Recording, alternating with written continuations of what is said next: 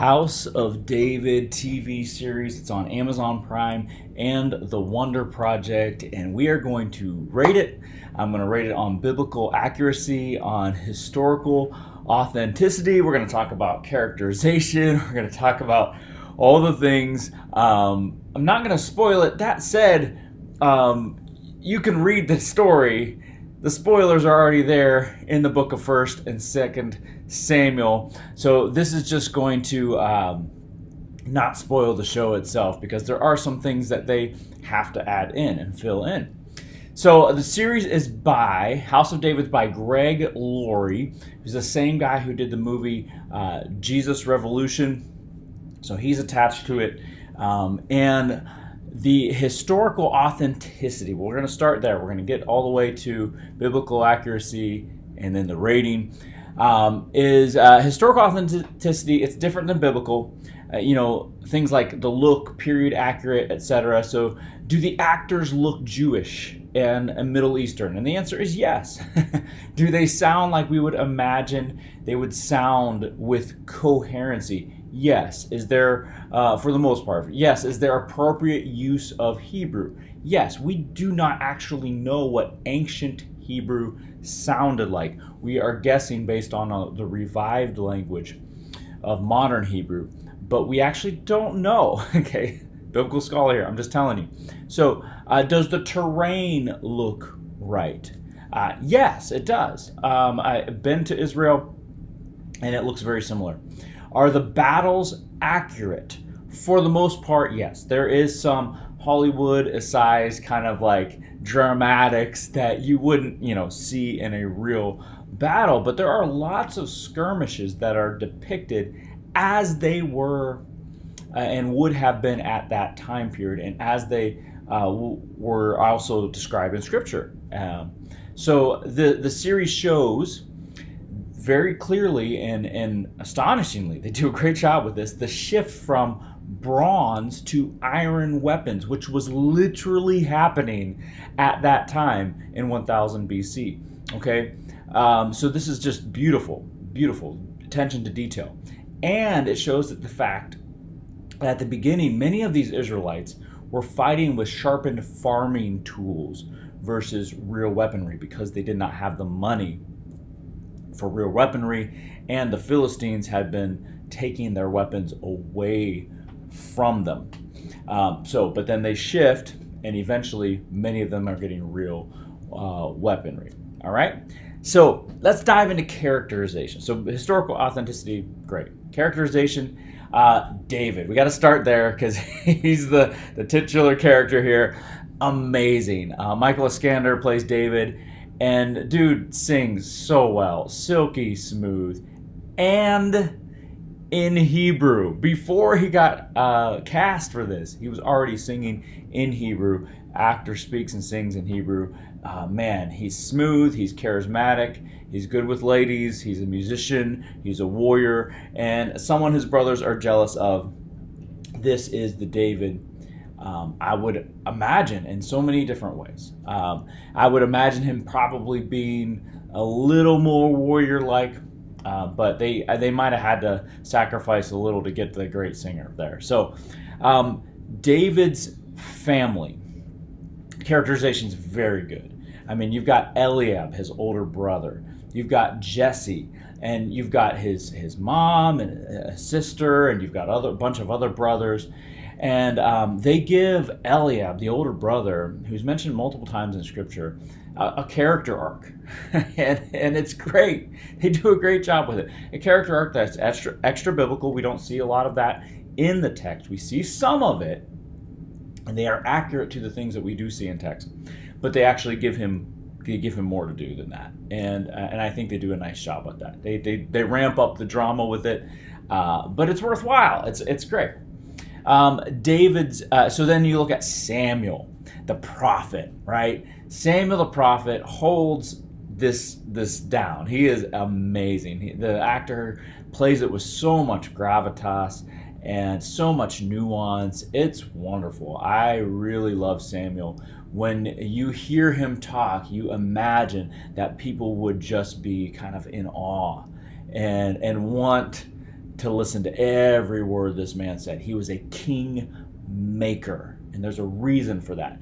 And the actor and the portrayal and the direction for this character really brings that out. The actor who plays King Saul is bringing it. Oh my gosh, he's engaging. They do demonic possession. Spoiler alert, it's in the Bible, okay? But they do it right. They do it in an interesting way. You see the conflict in him, the good, but then the absolute flip. You can tell that this is a very conflicted man. And this is what he would do. This is the kind of a person who would be capable of both the good and the evil that King Saul did. And we know from Scripture. So then you get into Saul's family, and they play a gigantic role in the House of David series, especially the first 2 seasons.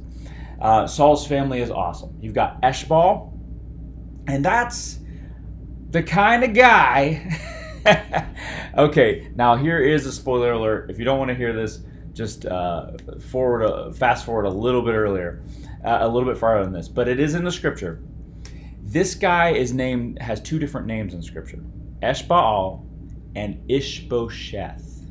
Now, if you look up that second name, Ishbosheth, you're going to see that connected to the guy who takes over what's left of Saul's kingdom after Saul and Jonathan and the rest of his brothers die. Ishbosheth then has an army with Abner as commander and fights with David and Joab and his army for many years until David finally takes over the entire kingdom. Ishbosheth, is not a good guy, and he's characterized this way. You see his character arc developing. You see him as the kind of guy who would do those things that we see in the text of Scripture that he later does. So, masterful stroke. Michal. So this is David's love interest, okay? And it's true in Scripture. And they sow seeds for that. And they play it up dramatically, and they give it a little more oomph than we know about in Scripture. But hey, maybe. We don't know. And they sow the seeds even for her kind of flip that's going to happen later. Merav, that's the older sister. That we're just giving her name in Scripture, but she's given a character arc in the story, and it's wonderful. It's very good. And of course, Jonathan. Jonathan is a key. He's a lead, and he's brilliant. He's characterized as you would want him to be. If you know and love the character of Jonathan from Scripture, you will love the Jonathan of the House of David series for the same reasons. Which to me, that's chef's kiss for characterization, and he will be some of your favorite in the series. Now, there's side characters, and there's a ton of side characters, and they do an excellent job with almost all of them. And there's some side characters who are going to become bigger later. Joab, right? Joab is what they call him, right? It's Joab, right? Abner. These are commanders that are going to end up fighting each other. Doeg the Edomite. Joab, by the way, he's a very interesting character in Scripture, and they nailed him in this show. This is the kind of guy that you could see doing these things later in Scripture. Doeg the Edomite, villain, absolute villain. Achish, king of the Philistines, another villain. Goliath, another villain. And they do a brilliant job with all of them. And this is possibly, these side characters, possibly my favorite part of their characterization. They take the time to give a guy like General Abner a backstory and an arc. And they show you that Joab could be the ruthless murderer and protector of David that he becomes. And it's awesome. They sow the seeds for these characters in an amazing way. Now, I will say this. There is a violence warning for this series. It is TV-14 for a reason. So if you have young children, please be advised. They are doing the story as it happened in Scripture. accurately. So like there's a lot of violence in the text. So they're doing it that way. It even so then you got side characters all the way down to King Saul's concubine, all kinds of things, and they do it upright. They give his wife a backstory, a story, and which she doesn't have in scripture, and so you see kind of all that. Is the story biblically accurate? Here's my rating. I rate it 96 out of 100. It's an A. It's a solid A. Let me explain. They have to fill in blanks, and there are a few times where they fill in blanks in dramatic ways that were like, well, I don't think it actually happened that way. But I'm cool with that, though, because it still could have, I will say there were 2 moments, especially in the series, where we said, oh, it actually didn't happen that way. But they were understandable, in my opinion, because of how they were setting things up and how they were paying things off. But so worth overlooking. But I will say this, most people won't even notice those things. And they are true to at every text point that they need to be, and beyond, and a bunch of text points that are very detailed, very locked into detail. So overall, I would say they got this right, big time. It ranks up there with some of the best versions of Christian biblical-based drama and visual screen adaptions that I have ever seen. Right there with Nativity Story, right there with the movie Risen, right there with Passion of the Christ. It is excellent. It's better than series like The Chosen, which is good. I don't have a problem with The Chosen. It's fine for what it's trying to do, but it's a modern take, right? This is not a modern take. This is trying to be more accurate to the ancient. And so I give this as a rating a 5 out of 5. Okay? 96 out of 100 for biblical accuracy. It's violent, but it should be. I've always had in my heart and spirit that this story of David was like ripe to be on screen. It needed to be done well. And there's a couple people who have tried to do it in the past. Was not great. Not worth watching. There's some animated versions of them that are fine. They're not anything compared to this.